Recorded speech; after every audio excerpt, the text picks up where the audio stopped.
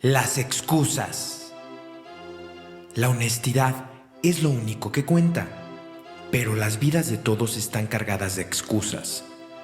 ¿Qué no es más que otra forma de decir que la raza humana está desesperadamente tratando de justificarse y justificar sus acciones, escapar de las responsabilidades, disminuir sus culpas y salvar su conciencia, para que de una u otra forma puedan vivir en paz consigo misma? Podrían escribirse libros y libros sobre miles y miles de excusas que los seres humanos tienden y utilizan.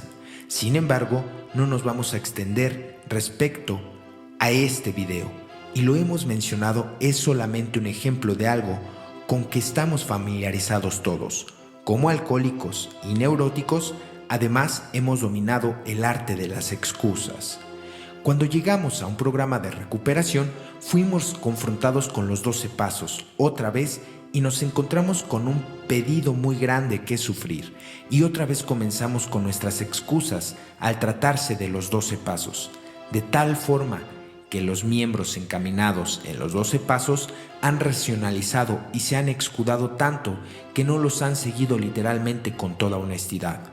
¿Por qué? Es la vieja historia. Queremos escapar de la responsabilidad, queremos disminuir la culpa, queremos justificarnos por nuestras omisiones y salvar nuestras conciencias, porque como alcohólicos debemos tener serenidad. Ahora repasamos los 12 pasos, mencionando solamente una excusa como ejemplo de las muchas que se hacen en cada paso. Primer paso: admitimos que hemos sido impotentes ante el alcohol, que nuestras vidas han sido ingobernables. En vista de que la necesidad de admitir quizá por primera vez en nuestras vidas una verdad absoluta, que éramos impotentes, y por la humildad necesaria para hacer tal admisión, el alcohólico es muy afecto a encontrar miles de excusas que le permitan rehuir este paso, cuando menos en la forma literaria en que debe de tomarse. De todas estas racionalizaciones, la más común sea la que se ha usado por años y años: pero no soy tan malo así. Sí me emborracho, me meto en problemas, pero impotente ante el alcohol, no soy tan malo así. Hace algunos meses, el autor recibió una llamada de larga distancia de quien ha estado interesado en ayudar a un individuo que tiene el problema de la bebida y de la droga. Su problema era tal que por varios meses no habían podido trabajar. Por ahí le dijeron mi nombre para que tratara yo de conseguirle trabajo. Cuando el individuo con el problema tomó la bocina, le pregunté si había tenido contacto con AA, y este, insulto, contestó escudándose: pero es que no estoy tan mal. A lo que le contestó: entonces, ¿por qué no está trabajando?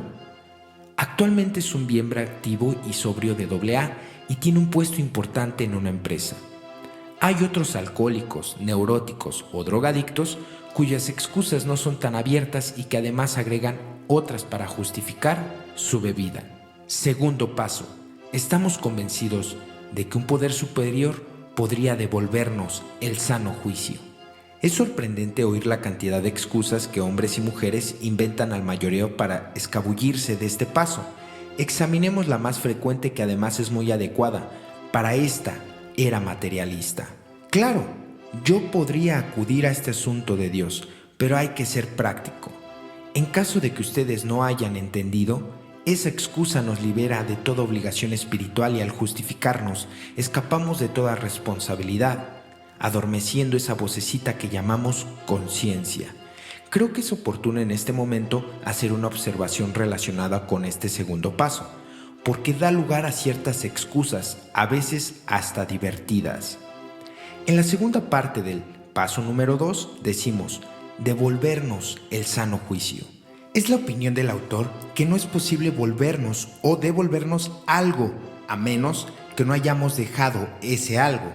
Por lo tanto, de acuerdo a este paso, admitimos que hemos perdido la razón. Si no fuera así, ¿cómo podríamos pedir que se nos devolviera o que permita que volvamos a la razón? Y desde luego, si hemos estado descuidados o neuróticos, hay otras obligaciones que van conjuntas y que necesitarán que la persona que se está tratando cambie esos patrones de personalidad, y que frecuentemente, lo admitamos o no, nos producen problemas.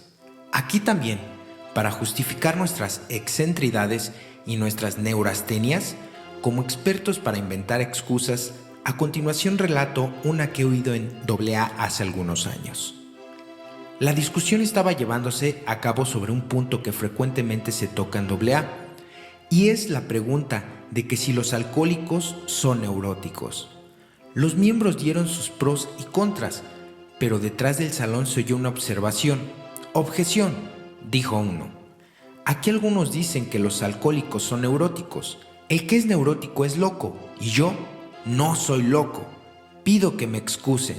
Aquí es un claro ejemplo de cómo muchas de las veces el alcohólico, drogadicto o neurótico no acepta realmente su condición emocional. Paso número 3. Ponemos nuestra vida y nuestra voluntad al cuidado de un Dios como cada quien lo conciba. Mucho se ha discutido sobre este paso y las dificultades que ocasiona. Como pueden leer el libro azul de la felicidad, pero hay una excusa que se oye con frecuencia y que indudablemente es con fin de escapar de las responsabilidades y justificarnos. Esa excusa es una palabra únicamente mañana, palabra que San Agustín sustituye por corvina, que es flojera del trabajo, del deber y de la virtud. Mañana, sí señor, mañana voy a llevar a cabo el tercer paso. Pero, como ustedes saben, esto es ahora. Pues nada podemos hacer mañana mientras no nos convierta en ahora. O es lo mismo, nunca. Pero eso sí, nos dan la impresión de que hay buena voluntad y buenas intenciones. Y eso, como quiera, es una justificación que salva nuestra conciencia y nos permite escapar sin problema de muchas, pero muchas responsabilidades. Y así, siempre donde quiera, te ruego que me escuches, hoy, pero mañana. ¿A quién se engaña, además de a nosotros mismos? Paso número 4. Sin miedo, hicimos un inventario moral de nosotros mismos. Buen trabajo y algo desagradable también, de manera que aquí necesitamos una excusa, una buena excusa, y que mejor que una común que ha sido tomada de las Sagradas Escrituras, lo cual da más autoridad. Un inventario moral muy cuidadoso y sin temor, pero no creemos que debe ser así, pues las Escrituras dicen: dejemos a los muertos con sus muertos, y también dejemos a los perros dormidos echados. También se dice: distrae la paz de mi alma. Y como lo tenemos según nosotros, está respaldado por las Sagradas Escrituras, nuestra conciencia queda libre y no existe ningún tipo de culpa. Pero, a propósito, ¿en qué parte está aquello que dice: pobres de aquellos que gimen paz y paz, donde no existe la paz? Paso número 5. Admitimos ante Dios, ante los demás y a nosotros mismos la naturaleza exacta de nuestros defectos de carácter. En este paso frecuentemente encontramos otra excusa que justifica la morosidad para omitir la parte o toda la humildad intencionada en el paso número 5. Así, bajo el disfraz de la verdad, un axioma de AA encubre las excusas. Poco a poco se va lejos. Con esta excusa, ¿para dónde ir donde nos necesitan poco a poco? Hay mucho tiempo para este paso, lo que en palabras llanas significa: continúa dejando las cosas pendientes, amigo. Esa forma fácil es escudarse de dar este paso. Paso número 6.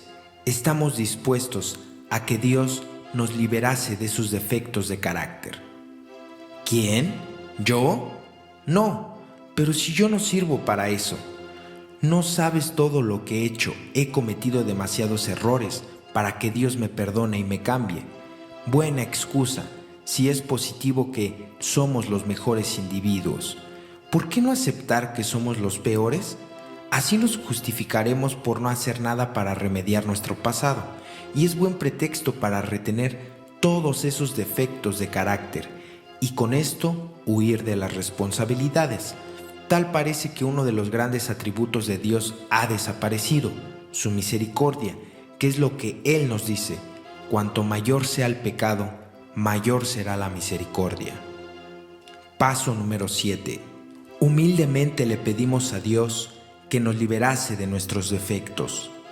Humilde significa que se hace con humildad, y donde se requiere la humildad, el orgulloso alcohólico, neurótico, drogadicto, inmediatamente busca la salida y demuestra su ingenio para las excusas. En el paso número 7, la excusa más común es esta: Dios me conoce, ¿para qué me molesto en pedirle que borre mis fallas?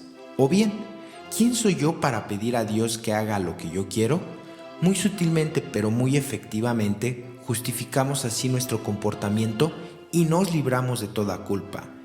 Es tan como aquel a quien el ministro le preguntó por qué no decía sus oraciones y él contestó: ¿por qué de hacer algo? ¿Acaso Dios necesita que le diga cómo manejar sus negocios? Paso número 8.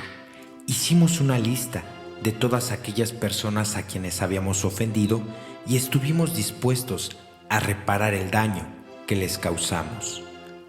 En este paso, la excusa más común es también una palabra: el pero. Si tuve la culpa, pero...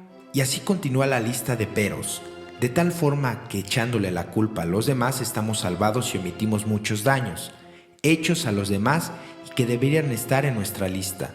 Y a propósito, ¿quién va a justificarse con ellos? Paso número 9. Reparamos directamente a cuanto nos fue posible el daño causado, excepto cuando el hacerlo implicaba perjuicio para ellos o para otros. En este paso, muchos dejan de recibir los beneficios y se excusan de los muchos actos de humildad que intentaron, dando como motivo que su confesor les dijo que era necesario. Lo que tal vez no sabe el confesor es que se trata de alcohólicos, neuróticos o drogadictos, y que a lo mejor era suficiente con hacer enmiendas indirectas, pero cualquier AA sabe muy bien de qué se trata y sabe que el alcohólico, neurótico, drogadicto quizá sea quien más necesita de la humildad, pero por medio de las enmiendas indirectas guardamos el anonimato. ¿No es así? Sí, amigo, también es nuestro orgullo. Paso número 10. Continuamos haciendo nuestro inventario personal y cuando nos equivocábamos, lo admitíamos inmediatamente. Todos los extrovertidos en AA andan dando vueltas alrededor de este paso, pero nunca lo llevan a cabo, y como excusa dan: me quita la tranquilidad mental. Desde luego. ¿No oyen el eco que acompaña a esta excusa y que se ha oído a través de los tiempos?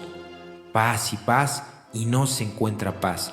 Y estas almas van con sus actividades y su frenética serenidad y piensan que sus conciencias están salvadas, hasta que aparezca el día en que sus problemas lleguen armándola en grande y con la ayuda de la botella, la droga o los gritos.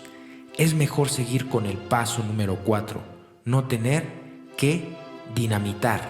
Al fin no pasa nada. Paso número 11. Buscamos a través de la oración y la meditación mejorar nuestro contacto consciente con Dios como nosotros lo concebimos, pidiéndole solamente que nos dejase conocer su voluntad para con nosotros y nos diese la fortaleza para cumplirla. Al enfocar este paso, que incidentemente puede contribuir bastante a la tranquilidad de la mente, la sobriedad y la serenidad, uno se da cuenta de que muchos lo hacen a un lado y dan como excusa la siguiente: no soy un lector constante de la Biblia ni un hombre piadoso y no creo en orar constantemente. A esta excusa siempre va acompañada la excusa que se aplica en el paso 7, pero Dios sabe lo que necesito, Él sabrá qué hacer. Ciertamente, amigo, Él lo sabe, ¿y tú lo sabes? Paso número 12. Habiendo obtenido un despertar espiritual como resultado de estos pasos, tratamos de llevar este mensaje a los alcohólicos y practicar estos principios en todos nuestros asuntos. Ya que este paso incluye mucha actividad aparte del programa con sus pláticas, llamadas para los 12 pasos, reuniones, etc., encontramos que hay muchas excusas dadas, pero veamos solamente una. No importaría hacerlo, pero tengo tantas cosas que hacer. Y así, con esa conciencia, disfrutamos las bendiciones de la sobriedad sin temer que hacer ningún esfuerzo. Sombra de parábolas. Compré un rancho y tengo que ir a vigilarlo. Me he cansado. Por favor, discúlpame. Lo que no saben es que antes de que se lo imaginen, esas viejas excusas serán reemplazadas por otras. Compré un cuarto de whisky y quiero ir a probarlo. Es por ello que te invitamos a que siempre estés latente respecto a tu enfermedad. Tal como lo hemos venido repitiendo una y otra vez en los volúmenes anteriores, los pasos 10, 11 y 12 son la vida diaria del programa de Alcohólicos Anónimos. Si los examinamos más a fondo, encontraremos que los tres tienen un mismo objetivo: aprender la verdad para eliminar el hábito de la excusa, de tal forma que poco a poco podemos motivar nuestra vida diaria con la verdad en lugar de las excusas.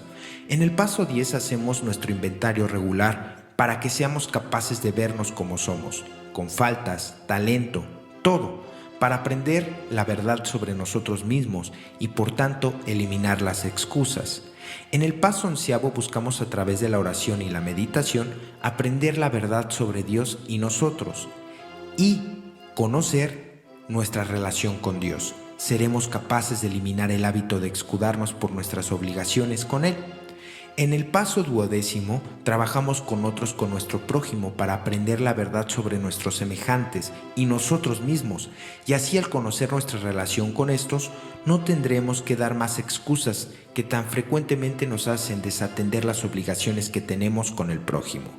En estos tres pasos encontramos también que en el fondo nos llevan a la meditación, que no es más que la búsqueda con Dios, que la verdad para motivar nuestra vida con ella en vez de escudarnos, y por eso no vacilamos al dar la vuelta en nuestra opinión, en el sentido de que si la meditación, la sobriedad es imposible, y sin sentir el gusto por la sobriedad, esta no puede ser duradera.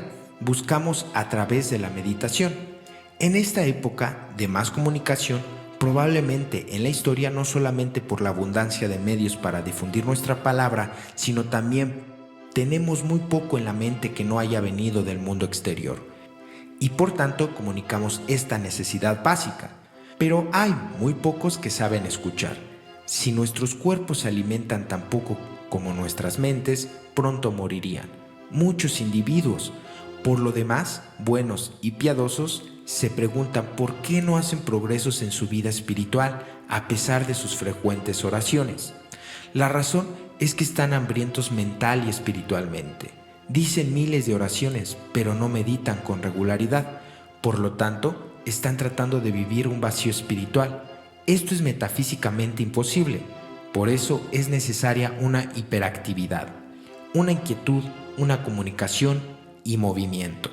El cuerpo y alma en este estado contradictorio están constantemente tratando de permanecer en movimiento. De ahí las expresiones como fui a una fiesta para descansar, o a manejar, o a un viaje, etc. Alguien dijo que la mecedora es simbólica de esta mentalidad de la era, pues permite estar quieto y en movimiento. Aquel que se siente incómodo o inquieto, o cuando terminan las actividades del día y queda solo, está viviendo fuera de su propio yo. La necesidad pasional de las multitudes o de los grupos, o de la incesante necesidad de identificarse con la moda o con el continuo empujar el día hasta la noche, es una prueba positiva de que busca la distracción fuera del yo interno, porque el interno es vacío, es hueco, está hambriento espiritual y mentalmente. Como mencionamos ya, es el intento del olvido con las máscaras de la noche y el perseguirlas hasta el amanecer. En su vida espiritual, sin desatenderse lo suficiente para conocer a Dios en la meditación, se apoyan en una constante actividad de oraciones y novenas, etc. Por lo tanto, cubren su verdadero estatus espiritual, que está construido en la actividad y no en la voluntad de Dios. Estos individuos trabajan para Dios, pero no lo aman, y así, con tan poco amor en su vida espiritual, de las leyes divididas y la oración son consideradas como correctivos, como algo obligatorio desagradable en sus vidas. Piden en la oración librarse de grandes pecados que puedan controlar su avaricia, su egoísmo, sus pecados camales. Sus excusas en la búsqueda a medidas de Dios son ridículas. Oigamos unas cuantas. Solo una mentira blanca le diré a Dios. Solamente es un traguito de bebida. Solamente es una droga. solamente gritaré un poco, etcétera, etcétera. Dios puede tener esto o aquello, pero lo demás lo guardo para mí. Después de todo, hago bastantes oraciones. Estas almas no tienen un deseo verdadero de saber lo que Dios quiere, solo quieren pedirle lo que esperan de Él, y uno descubre lo que Dios realmente desea, y eso es a través de la meditación. La meditación alimenta a la mente con la verdad de Dios, la de uno mismo y la de los demás. Rompe y desbarata los artificios y las excusas que tanto dan lugar a las actividades sin algún objeto que antes he mencionado. Hace volver a nuestras vidas el único salvoconducto, sus leyes tal como las estableció, y dejar las excusas tan apropiadas para quebrantar sus leyes. Pero aquí también otra vez la ingenuidad humana y la racionalización diabólica hace a un lado lo que parece ser una verdad evidente y una necesidad para la paz del alma y la salvación eterna con la excusa. Cualquier excusa, lo que sea para justificar más actividad, nada más para excusarse de enfrentar la verdad con la meditación. Una muy común es que estoy muy ocupado, y desde luego con la mente sobreactivada y ávida de formar parte de la congregación, no cabe la menor duda de que esté realmente ocupado. De hecho, muy ocupado, pues si está tan ocupado para meditar regularmente, ese individuo es realmente ocupado. Pocos pueden comprender que la lógica indica que es prácticamente imposible no tener suficiente tiempo para la meditación, ya que más bien es lo contrario. Entre más meditamos, más tiempo tendremos. No tendremos suficiente tiempo para Dios porque no pensamos lo suficiente en Él en la meditación. El tiempo que se tiene para una persona o cosas depende de cuánto se le valorice. El pensamiento determina el uso del tiempo. No es el tiempo el que regula nuestro pensamiento. Así es que los problemas de la espiritualidad, de la lectura espiritual, de la oración y la meditación no son nunca un asunto de tiempo, son un asunto del pensamiento. El silencio y el pensamiento han formado más de un santo. La palabrería nunca. Es factible orar vocalmente, hasta la misma muerte y a pesar de todo. Perder el alma, pero es imposible meditar regularmente y perder el alma, ya que no se requiere mucho tiempo o actividad para formar un santo. Se requiere solamente mucho amor. ¿Y a quién ama a la persona sin estar constantemente pensando en ella? Analicemos más profundamente esto de la meditación, que parece inquietar a muchos. Lo que no sabemos es que en realidad la meditación es muy simple. Es simplemente pensar en la verdad en la presencia de Dios, para motivar nuestras vidas con la verdad, en lugar de con el hábito de las excusas. No tenemos que ser formales. En lo personal opinamos que al contrario, menos formalidad es mejor. Debemos únicamente ver 3 ingredientes. Primero, la presencia de Dios. Segundo, pensar. Tercero, la decisión de aplicar la verdad en nuestras vidas. No importa dónde meditemos, cuánto o en qué posición lo hagamos. Podemos meditar en cualquier lugar porque Dios está en todo, y especialmente dentro de nosotros.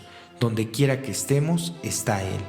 Podemos tomar la posición que deseemos cuando meditamos, sentados, parados, recostados, caminando de un lado a otro, o si algunos alcohólicos, drogadictos o neuróticos se sientan más a gusto de cabeza, hasta así pueden hacerlo.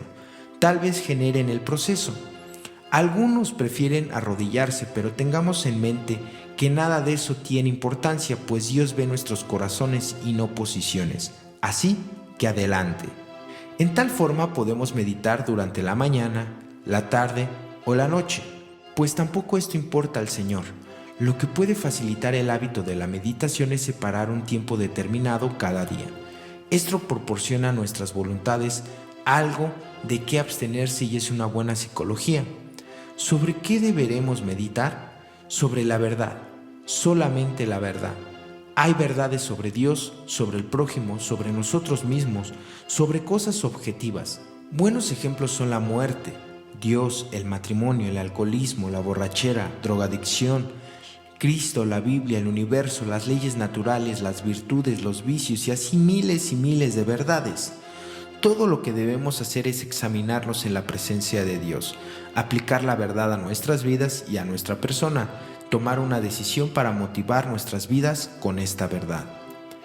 Un buen libro espiritual puede ser una ayuda para guiar nuestros pensamientos, especialmente al principio. La lectura espiritual proporcionará el combustible de la meditación, nos da alimento para pensar. No olvidemos que entre más espiritual sea la lectura, más práctica será. ¿Existe algún método para la meditación? Existen cientos de los libros escritos sobre la meditación, pero aquí también hagámoslo en forma sencilla. Somos enfermos y de todos los métodos, creo que hay uno muy simple y fácil de llevar a cabo. Nos gusta llamarle ¿quién? ¿Cuál? ¿Qué? Al utilizarlo, todo lo que hacemos es presentar la verdad que vamos a meditar a nuestro pensamiento y hace las siguientes preguntas básicas. ¿Quién? ¿Qué? ¿Por qué? ¿Dónde? ¿Con qué medios? ¿Cómo? ¿Cuándo? Las contestaciones a estas preguntas darán un análisis simple de cualquier verdad y proporcionarán una meditación excelente y efectiva. Posteriormente daremos un detalle sobre la meditación de la muerte en el apéndice de este video. El secreto de cada meditación es la decisión, pues la acción es la palabra mágica. Cuando meditemos debemos siempre concluir diciéndonos, si esto o aquello son verdadero, entonces deberé hacer esto o aquello ahora. Entre más meditemos, menos nos escudaremos. Entre menos nos escudemos, más aceptaremos.